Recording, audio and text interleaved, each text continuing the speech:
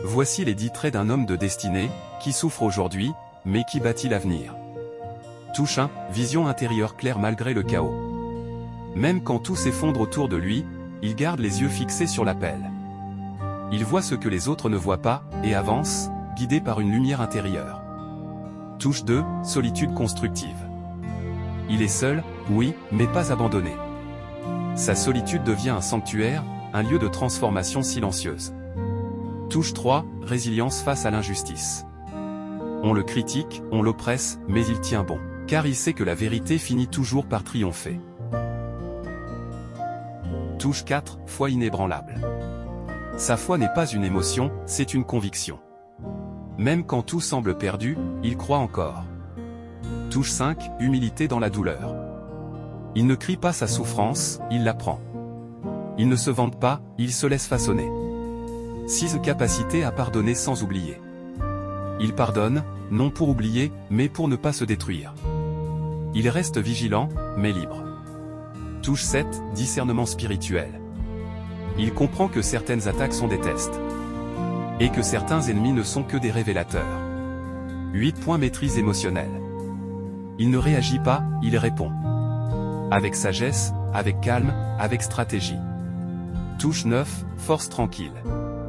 Il ne fait pas de bruit, mais chaque pas qu'il fait trembler les fondations du mensonge. 10 en lettres majuscules, amour du peuple malgré les trahisons. Même trahi, il continue à servir. Car son amour est plus fort que la douleur. Des conseils pour toi, l'élu qui souffre. Si tu es un leader, un élu, un homme ou une femme de destinée, et que tu souffres aujourd'hui, écoute bien. Conseil 1, reviens à la source de ta vocation. Relis ce qui t'a poussé à t'engager. Redonne du sens à ton combat. Conseil 2. Crée un cercle de confiance. Entoure-toi de quelques âmes loyales. Parle sans masque. Conseil 3. Transforme la critique en carburant. Analyse, apprends, avance.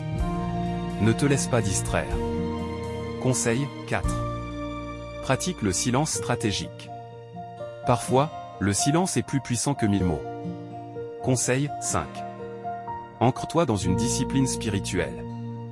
Chaque matin, aligne ton cœur et ton esprit. Conseil 6. Documente ton parcours. Écris. Garde mémoire. Inspire ceux qui viendront après. Conseil 7.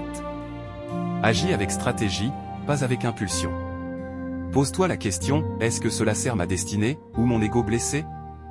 Conseil 8. Forme-toi continuellement. Apprends des tempêtes des autres. Élargis ta vision. Conseil 9. Développe une parole prophétique. Ne parle pas pour plaire. Parle pour éveiller. Conseil 10. Prépare la relève. Transmets ton feu. Transforme ta souffrance en héritage. Garde ce secret toi.